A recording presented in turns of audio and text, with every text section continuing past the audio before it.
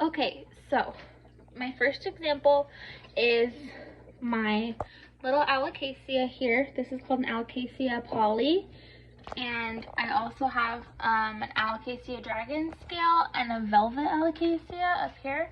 With the velvet alocasia, this is the newer leaf and it's really easy to see. These alocasias are monocots. And one of the biggest ways that you can tell they're monocots is that their major leaf veins, the big ones right here, and on the underside, you can see that they run parallel to each other. And then even the little ones, even though they do intersect a little bit, they're still mostly parallel to each other.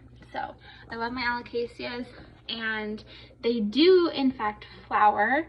The only one that I've ever seen flower is my alocasia velvet, and they produce a single bulb, and it almost looks like a peace lily. It's like kind of like a one petal around the flower like this.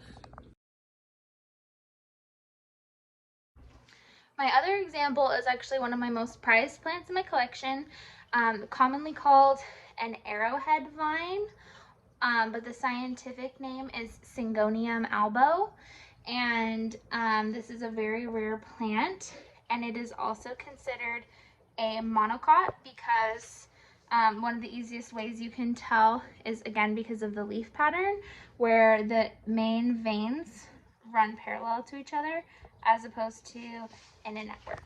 So this is my Syngonium albo, and it is a monocot. My third example is a flowering tree that I found while I was on a walk with my son.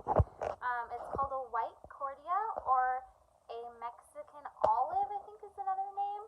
And I took a picture, I'll add it next, but it's, again, a flowering tree or shrub with white flowers and broad leaves that have a network-like pattern on the leaves. And I'll post a picture of it next. And last we have our oleander tree that is a dicot or a Eudicot. We have it decorated for Halloween. Ours has pink flowers, and it comes in bunches of 3. Or I think it's like 3 to 5, but usually 3. And that is one of the signs that it is a dicot. Also, these leaves are kind of narrow, so it's hard to see, but when the sunlight hits it, you can see that there's a tiny little network of leaves in there, and so it has like one main vein and then lots of little teeny tiny veins that are all interwebbed together. So those are the signs that it is a dicot or a Eudicot.